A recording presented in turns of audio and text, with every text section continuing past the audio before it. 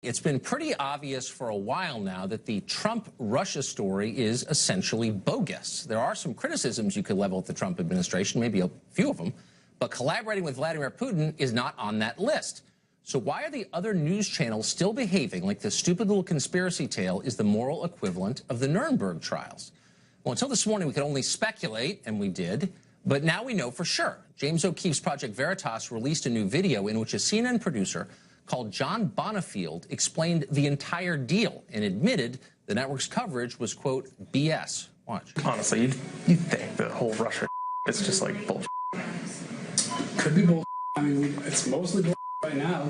Like, we don't have any big giant proof. Then why is CNN constantly like Russia this, Russia that? Because it's ratings. Because it's ratings? Our ratings are incredible right now. The ratings are incredible. Never mind that the core story is untrue, or that it's a distraction from important events actually taking place in the world, or that maybe most important, it's hamstringing our foreign policy to the point where America's vital interests are suffering as a result. Who cares? It's ratings gold, and that's all that matters. According to Bonifield, CNN President Jeff Zucker actually ordered his reporters to get off real news and back to Russia because, hey, it's a cash cow.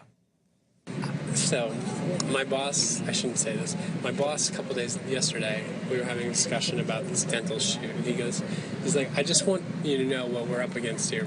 And he goes, just to give you some context, President Trump pulled out of the climate accords, and for a day and a half we covered the climate accords, and the CEO of CNN said in our internal meeting, he said, good job everybody covering the climate accords, but we're done with it, let's get back to Russia. The CEO? Yeah. Oh my God. So even the climate accords, he was like, okay, a day or so, but we're moving back to Russia. Yeah, good luck explaining something complicated like science. Now, in case you're wondering whether the tape you just saw is real, and you might wonder, we should tell you that CNN is not even contesting its veracity, nor are they backing away from it in any way. A real news outlet might feel an obligation to explain itself, having just been caught pushing a bogus conspiracy in exchange for more advertiser dollars, but not CNN.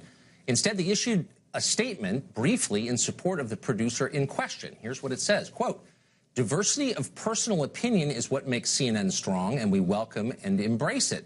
Of course, diversity. Say the word 5 times and all is forgiven. It's like magic, the progressive equivalent of the witch's spell. The irony, though, of course, is that diversity of thought is exactly what is missing in the American media at this moment. Almost every reporter in Washington is hot on this Russia story. Those who dissent are attacked by their peers as collaborators, collaborating either with Trump or, more ominously, with Putin himself. The result is to make everyone in the press dumber and much more credulous. Just yesterday, CNN had to fire 3 of its reporters after they published a bogus story attempting to connect Trump associate Anthony Scaramucci with the Russian government. Now, the piece was clearly wrong, thinly sourced, and puffy. And yet, this is the interesting part, no other American news outlets caught it. In the end, that story was exposed by something called Sputnik News. That's a media company literally owned by the Russian government, ironically. So the question is, where were the watchdogs in our own press? Well, they were, of course, hypnotized by their own preconceptions. The story confirmed their biases, therefore it had to be true, even when it wasn't. And by the way, it's not just CNN. Remember that in December, the Washington Post claimed Russian intelligence had literally hacked our power grid in this country. Now, that story was totally false in every detail. The Washington Post published it anyway. Slate.com, meanwhile, ran a piece claiming the Trump organization had a secret server connection to Russia. That turned out to be false, too, published anyway. Even reliable old C-SPAN, probably the straightest news outlet in the world, great people there, but it still got caught up for just a second in the Red Scare itself. In January, they claimed to have been hacked by the Russian media. Never happened. Now, part of this is just hysteria, that moment when you convince yourself that the monsters under your bed are real. But part of it is more sinister than that. It's the conscious decision to tell your viewers what they want to hear, even when you know the core story is wrong. That's called corruption, and it's happening, and these tapes show it's happening. Joe Concha writes about the media for The Hill, and he joins us tonight. This seems like a crisis point for that network. I mean, this is back-to-back 2 vivid, non-contested illustrations of editorial corruption. I don't think you're engaging in hyperbole here, Tucker. I mean, the bottom line is these last two stories that CNN got wrong. Remember, the first was a couple of weeks ago with James Comey, supposed to refute Donald Trump when Donald Trump said, "I'm not being investigated." James Comey told me that 3 times. Right. That story was wrong. I don't mind when you get it wrong, Tucker.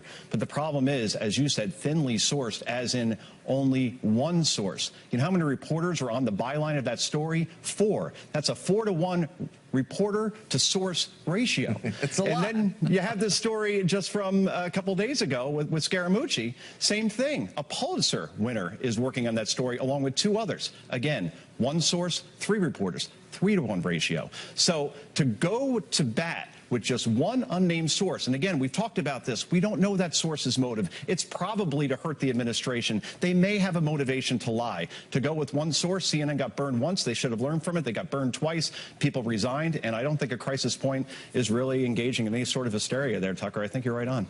All the mistakes are in one direction, too, you notice. We all make mistakes. I've made a ton of them. But, you know, you hope that they're honest mistakes. What bothers me about this story is that it's preventing coverage of anything else. And by the way, if you dislike Trump and were upset with the administration, there are plenty of stories you could do that would be critical of the White House. But they're sticking with a story that they know, and this tape, I think, shows, at least some of their producers know, is bogus.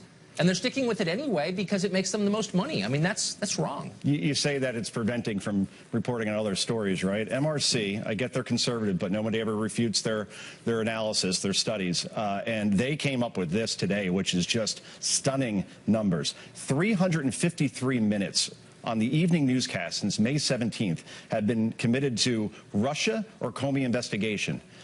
You know how many minutes have been actually dedicated to terrorism, a very important topic that a lot of people voted on? 29 minutes, 353 versus 29. How about the economy, the #1 issue that people vote on? How Donald Trump probably got into office, considering Michigan, Wisconsin, Pennsylvania, and he had an economic message, and Hillary Clinton didn't. 5 whole minutes. How about trade? 5 whole minutes. So you say we're missing other stories? You're damn right we are. It seems like they're narrowcasting to a small group of people who have eccentric views on Russia, and they've decided this is our base, and our advertising rates are going up as a result. They're getting big numbers relative to what they normally get after an election. And so this really is a business decision, it seems like, to me. Yeah, let's be clear about that. CNN last quarter had its 2nd highest watch quarter ever. Congratulations. Yeah. Here's the problem. All other cable news networks are up as well. And CNN, despite being up year over year the way they are, they're still in a very distant 3rd place in terms of total viewers in prime, and a very distant 3rd place, well, not distant, but they're in 3rd place in terms of this younger demo that advertisers covet most. And look, I want to quote Chris Murphy, by the way, who is a senator from Connecticut. All right? He's a Democratic senator, and he takes the bus home sometimes, Tucker, because he wants to talk to people that don't go to political rallies, just regular people that maybe aren't as involved with politics, but they still care. Here's what he says, and I quote. He says, you know, normally people don't call my office, don't write my office. I go on the bus, I talk to them, and I say, I'll just say they are never talking about issues like Russia. They are not talking, frankly, about what's on cable news at night. They're talking about wages, education, and public safety. So let's take a cue from a Democratic senator saying, let's move on and let's talk about issues that people actually care about and want to be educated on. It's one of those weird ruling class obsessions here in Washington. Joe, thanks a lot for that. I appreciate it. All right, thank you.